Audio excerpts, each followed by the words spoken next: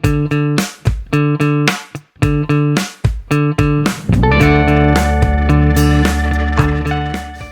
back to the Berg podcast. Thanks for joining us today. With me today is Dan. Hey, everybody. And Ford. Hey, how's it going? Of talking to Katrina about the Camino Farms. And it kind of brought up internally here a little bit of a conversation or a topic about, we talk a lot as a group about liking, wanting to do things that are impactful, right? Ford, for a long time, you've used the slogan, building enduring infrastructure, building things that are going to last. But we thought, it was interesting how when you do work that's good and it's going to last for a long time, but goes beyond the impact of just the structures, just the buildings, just the site work, the stuff that we can control, how much more meaningful that can be at times when we do good work with people who are also trying to use that to do good work, right? Yeah, you know what actually comes to mind, honestly, is something I learned about Ford in the very beginning when I first met Ford. And it wasn't right away. It wasn't like he walked out with a card, but we were talking one time, not long after we met, more than a decade ago. Mm-hmm. And he was talking about some of his mission work, where he and his family would go down and go out of the country and do work in areas that needed help. Sure. And they would build houses. And I don't want to speak to what he does because I remember the gist of it. I don't remember the actual how it worked. But it's like similar to that. You know what I mean? It in a way that's probably the beginnings of where Ford came up with that attitude, that you could do stuff that it mattered long after he was done building the house or whatever it was they were building. Ford, does that make any sense? Yeah, it's going to Guatemala and all the old school way of doing things, digging trenches for footers because they didn't use heavy equipment, which was cracking me up at that point. But I think that the reality is that we've had some other people on here that we've been able to partner with or maybe come alongside of different organizations that we find to be beneficial to our community.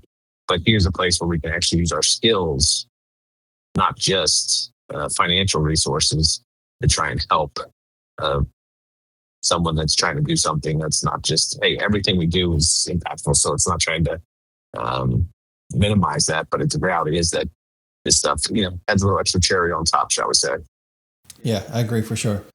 It ties me back a little bit to some things that we talked about with the book, the time, the talent, the treasure. And a lot of times we run into situations like this through acquaintances or because we find people doing good work that we want to support or we want to make sure that we're supporting our community. But they don't necessarily have an opportunity for us to take our equipment out there and dig holes or, put in pipe or things our folks are really good at.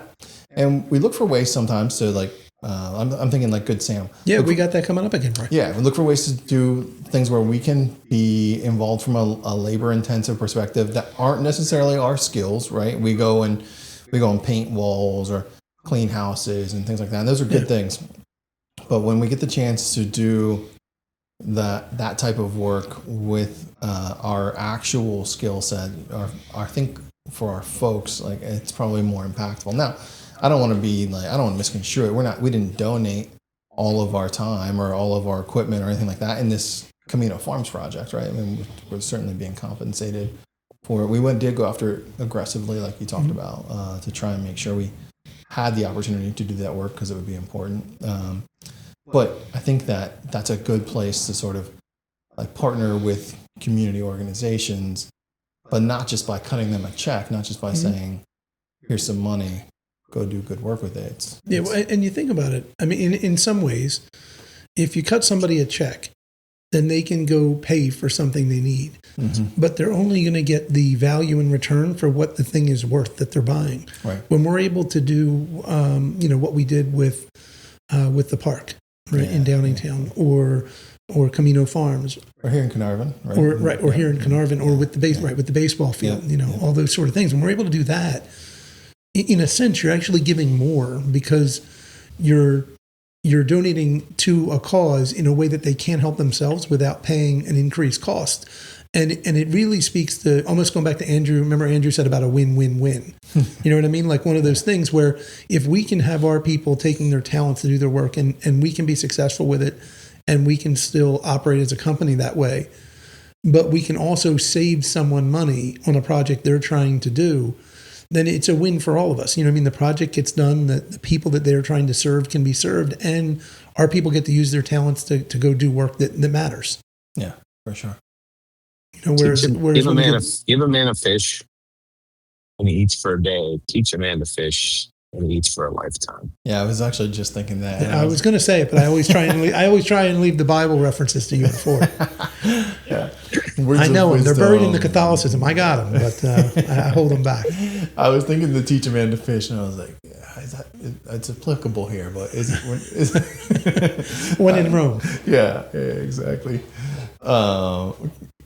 Ford, Dan mentioned it at the beginning of the conversation. You know, a lot of this comes like potentially as ingrained behavior, right, from your upbringing, wanting to do things that have a long-lasting impact for those who needed the help, right? You talk so. Our family when I was younger, we did some Appalachian service project. And we didn't leave the country. We didn't go to Guatemala, but similar attempt, right, to go do things, offer labor, help folks who are in need of housing and shelter. Because I didn't necessarily possess those skills when I was a young man doing the work, but I definitely found the value in the thing outlasting the effort, and like you kind of what you're saying, Dan, in regards to cutting a check. You know, the check goes so far. When the dollars are gone, unless you've figured out a way to multiply them somehow. Yeah. And Ford, that was one of the most amazing things when we were talking to Katrina last week, was not only the level of commitment, you know what I mean, that her family has made, but then watching them sort of figure it out and make an impact that could be potentially exponentially greater. You know, like one of the things that she had talked through last week was their idea that they're going to have cattle, and they're going to have chickens, and they're going to have, you know, some farming. Okay. And then they're going to donate all of the proceeds of that, not the proceeds, all of the, you know, the resulting yield from that to local food banks. Mm-hmm. You know, and you know, we talked through the idea that how food banks really don't have the opportunity to have those sort of sources, you know, fresh protein sources and stuff like that. So you take something that had started as an idea, and we weren't there at the onset of it, but I knew in principle what they were trying to do, and now it's able to do so much more, you know, in that way, similar to just cutting the check. Yeah. They're, you know what I mean, if they had given someone the same amount of money that they're spending, it wouldn't have nearly the impact that it's going to when they actually do get Camino up and running. And it doesn't diminish the other work we do in any way, right? I mean, the other work that we do, the other work that our folks are involved in, still accomplishes the original goal: build things that last, build things worth putting your name on. You know, do work that matters. Do work that matters for sure. But it does hit a little differently when you know that the work you're doing is going to give back in that way, for sure. So, well, the other thing is it takes you out of your bubble, all of our bubbles, right? I mean, like, you went to Appalachian to do those things, you know, and that's, I guess, part of it is like really connecting with it versus just the dollars. Dollars are beneficial, but, you know, we're out painting these houses. You're actually feeling the situation. Or, you know, Guatemala, you're seeing how people are living in a different lifestyle. You know, we all live in a bubble in our areas, you know, within our personal bubbles, our, you know, our normal travel of space. We're in a very well-to-do area. We just don't see some of the things, or we're not trained to notice them, or we don't look for them, or whatever the scenarios, or we're too busy to notice them. But, you know, all the things from Anchored to Good Sam to these things, you know, getting close to it and actually understanding what their long-term goals are and what they're trying, what issue to tackle, really makes it a little bit more eye-opening than just being able to provide resources of the financial side. Yeah, I agree. I think, Dan, when you were talking, I think with Katrina last week about sort of Ford's desire to go after projects like this, right? Ford, you know, when we're going through our bid mix and we're evaluating projects, like what role does that play in at times how aggressive you want to be, you know, in going after certain types of work? It depends. You know, but if it's a traditional job like this one is, then there's a little bit more aggression towards it. Sometimes I know there's another project that we wanted help on, but there was just too many hands in the pot, and it was just better for us to step away because I've seen them not go as well as possible because there's just too many stakeholders in a deal, and then it just kind of goes south. So very cognizant of that. I know we did a church a couple of years ago. We've done about 5 or 6 churches, and some of them go well, some of them don't go well, just depending on the leadership and the process of how the project is going to go. Yeah. We're always looking for them, but at the same time, it has to fit within everything else we're trying to do. We can't just, there's not enough of them to just do that type of work. And, what's the saying when you no margin, no mission? We can't give our services away because everyone needs to eat. So there's just a real balancing act that has to go on and something like that. Yeah, for sure. I think if I recall correctly, and I'm like, we're trying to remember in my head if we talked about this and it actually happened, or we talked about it and it didn't end up working out. But I remember a project, this is going back a couple of years, where we had an opportunity probably to do some pieces of our work, like our normal everyday, get our guys in the field and machines. But because of the way they were trying to sort of structure the project, they were trying to do a lot of in-kind donations. So they were trying to get like, hey, you guys jump in and do this little piece, and then you guys jump in and do this little piece. And I think we ended up saying, hey, we really want to help, and we have the skill set and the equipment to help. But what you're probably not considering is, as you sort of phase this project, it doesn't make sense for one person to get in and out so much. So what if we partnered with another local contractor, and we'll actually help them offset the cost. So still giving maybe some financially, but then the continuity is actually probably more beneficial for you guys to get your project done in a timely fashion and without handing it off back and forth a couple times. And I don't know if you recall that or not.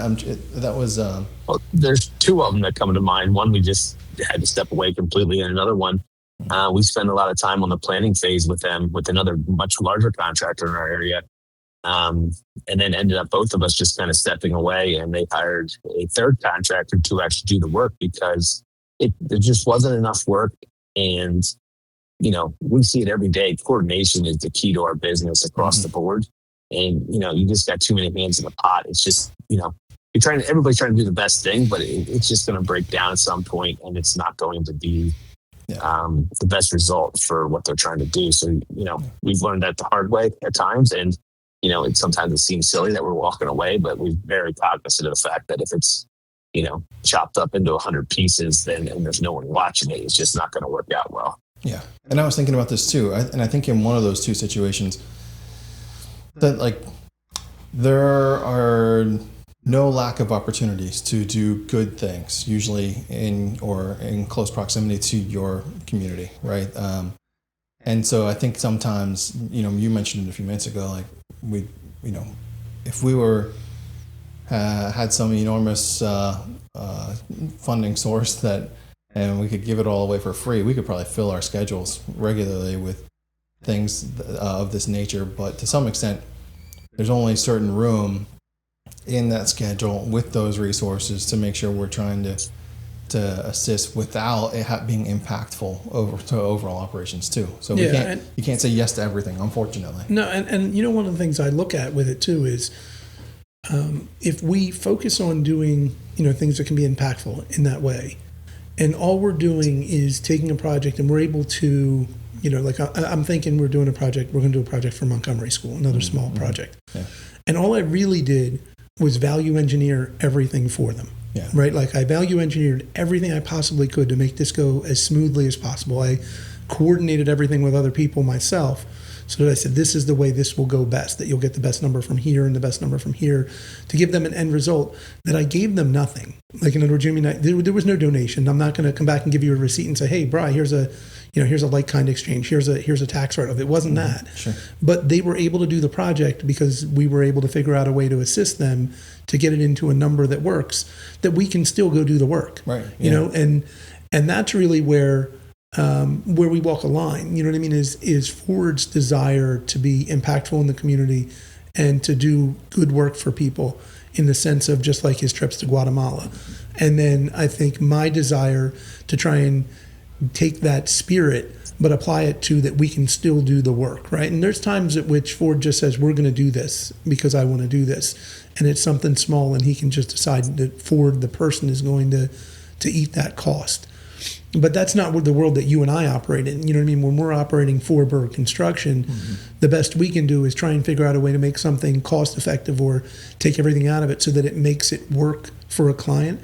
And they get something out of it, but on paper, I just did a job. But, you know, I mean, internally, the people involved and ourselves know that we jumped through some hoops to make that a viable option and make them be able to do what they wanted to do, to be able to improve their site, their community, their network. And so, you know, there's different levels of how Ford and Berg Construction can impact the community around us and help us. And we see that, you know what I mean, throughout a lot of our work. It's a common theme because we don't want to just do the same thing over and over again, but you need to do a certain amount of work. You know what I mean? We need to do X amount of work to keep us going, and it's got to be at a margin that allows us to have mission. Yeah, right. When we're taking on projects like that, I know that from an estimating and project management side, there's usually those ties, those connections, those folks know. But how much of that actually makes it to our folks in the field who are doing the work? I'm thinking a little bit about the Camino Farms project, right? That is ongoing for us, and you know, I know that a lot of folks in the organization realize sort of the intent there, but do our folks get to know that same message? I know that we've made an effort on the Camino project, just because of the nature of their whole purpose. You know, these are not common. They're not just run of the mill that they're everywhere. And so that allows us to really talk to the team and say, like, this is what they're up to. This is what they're doing. This is what you're building, you know. But I don't think it will really hit home for them, honestly. If it ever hits home, it'll be once it really is something, you know, that there's physically something there that they, you know, that we can hopefully use Tori to tell a story. You know what I mean? Someday that Camino Farms donated the 20,000 pounds of beef they thought they were going to donate in a year, you know, and really realize that hit our home communities. You know what I mean? That hit the Berks, Montgomery, Philadelphia, you know, because some of it will make its way back to Philadelphia. But the reality is they're started to look at Norristown and Allentown and Reading and, you know what I mean, in some of these areas that are where our people live. Now, I'm not suggesting our people will be the benefit of it, but they're doing their own good work in the community. And if they realize something they did facilitated that, I think it can be impactful. You know, I do. And, you know, along similar lines, we look at, you know, just a project that we were on a long time at Longwood, which definitely is impactful to the community, and a lot of people will see it for a long time, and it's, you know, in the news constantly right now. And in the next couple of weeks or so, I think we got Stetson and Jack are going to go out, and we were recognized for that by ABC for that project, for our work there. You know, so that's one of those spots where we did the work, and I believe it's impactful long term for the community. And it's a really interesting project, intricate and not easy to do. And we're going to get some recognition for them, you know, for Jack and Stetson, who had years of their lives spent there building that project, to go in and be recognized, you know, and have that positive point.